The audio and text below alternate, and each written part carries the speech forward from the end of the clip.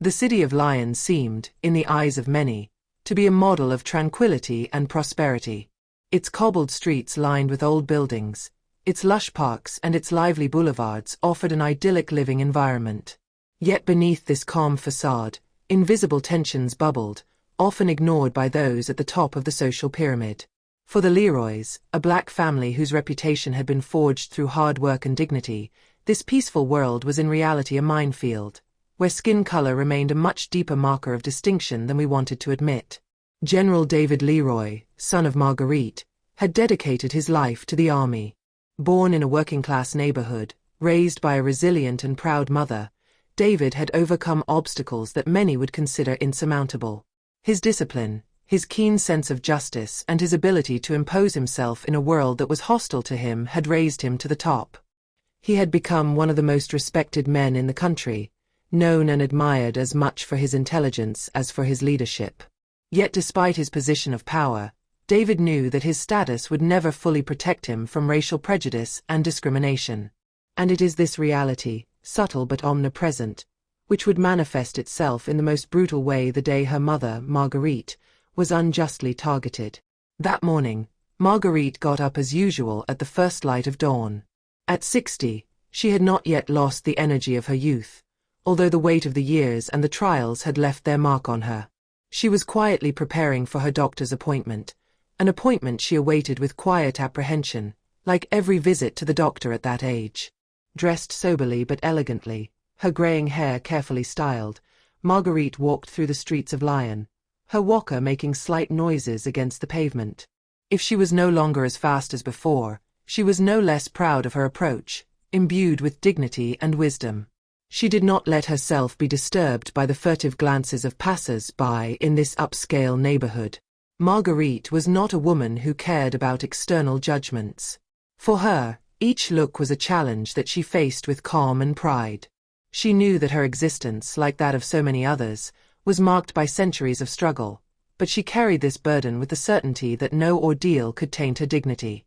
But that day, a particular look would make her feel not invisible, but deliberately reduced to the color of her skin. Officer Alain Dubois, a police officer in his 40s, patrolled this neighborhood. Although his role was to maintain order, Dubois was above all a man of prejudice, a man who saw skin color above all other factors. In his mind, a black woman walking alone in this wealthy neighborhood could only be a stranger, a silent threat. He noticed her almost immediately. "Madam, what are you doing here?" he snapped as he approached her, his voice laden with distrust. Marguerite froze for a moment, surprised, but did not lose her calm. She turned slowly to him and replied in a clear voice, "I'm just going to the doctor, sir. Nothing more." But Dubois was not willing to accept such a simple answer. His posture hardened, his gaze scrutinizing Marguerite as if trying to unravel a hidden secret. "And you have ID to prove you're here for a good reason?" Marguerite, although surprised by this brutal intrusion, refused to bow to him. She looked him straight in the eyes, her pupils full of wisdom and challenge. "I have nothing to prove to a man who has not yet learned to respect others." But his calm only exacerbated the police officer's frustration. The thought of controlling this woman, of making her feel her power, invades him. In a sudden and unjustified gesture, he grabbed her arm, forcing her to turn towards him. "I'm taking you to the police station. You look like you're trying to provoke me," he growled. At that moment, a crowd began to form around them. Curious passers-by, incredulous at a scene that seemed unreal, approached, but none of them dared to intervene. Perhaps they were intimidated by the uniform, or by the certainty that this police officer, with his obvious arrogance, had some sort of absolute authority over this situation. Tension rose, and the situation became more difficult. It was then that Marguerite's phone vibrated, breaking the intensity of the moment. She glanced at him furtively, seeing her son's message. Her heart sank as she read the words, "Mom, be careful. There are cops in your area.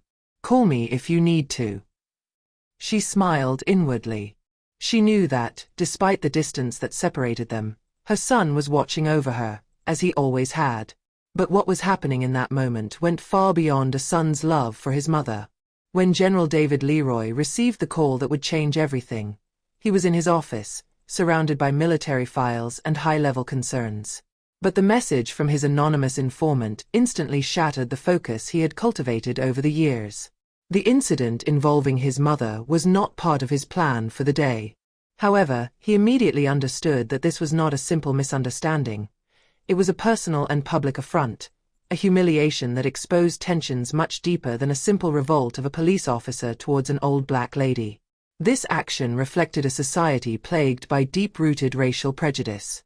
David Leroy, at the height of his military career, knew this was not an isolated incident. The attack on his mother, Marguerite, in an upscale neighborhood, compounded years of systemic injustice that plagued the entire country. The general, although hardened by years of military and political experience, felt a whirlwind of indescribable anger. The attack on his mother was not only an affront to his family, but an attack on everything he had built, for himself, for his mother, for his community. Without hesitation, he took action. One of his most trusted lawyers was immediately called in, as were influential contacts in government and law enforcement. David knew his influence would weigh in the balance, but he was not interested in a quiet resolution. This was not a simple legal matter to be resolved behind the scenes. It was a declaration of war against a system that had allowed men like Du Bois to continue to act with total impunity. When David Leroy arrived on the scene, a feeling of cold determination came over him. He knew that a simple verbal confrontation would not be enough. The look he gave Agent Du Bois, although seemingly extremely calm, betrayed deep anger. He had seen too much to let this kind of humiliation pass.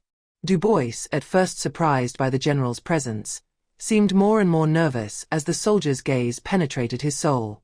The agent did not realize that he was facing a man who embodied the strength of an entire country.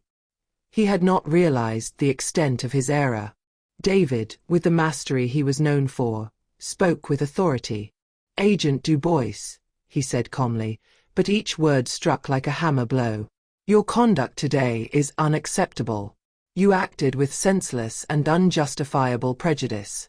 You have neither the authority nor the right to judge my mother, nor to treat her in this way."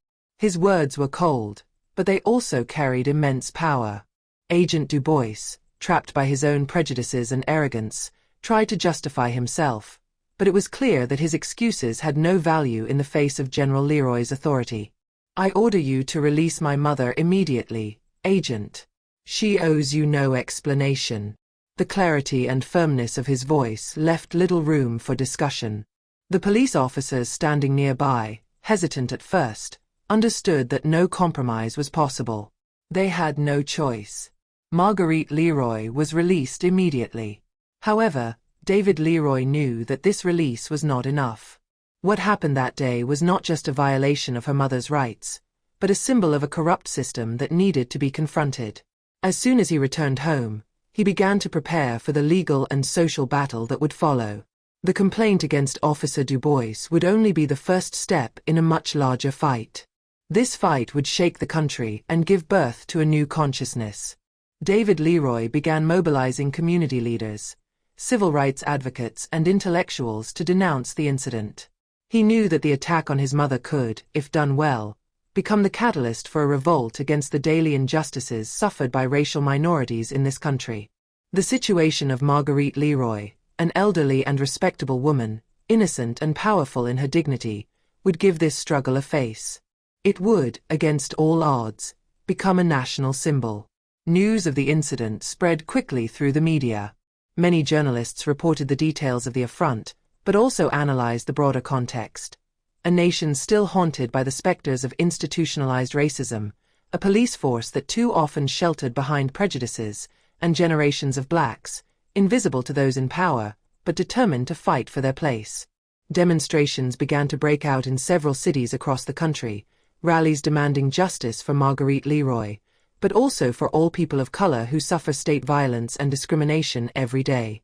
Marguerite Leroy, although physically weakened by age, found herself in the spotlight, as an emblematic figure of resistance and dignity.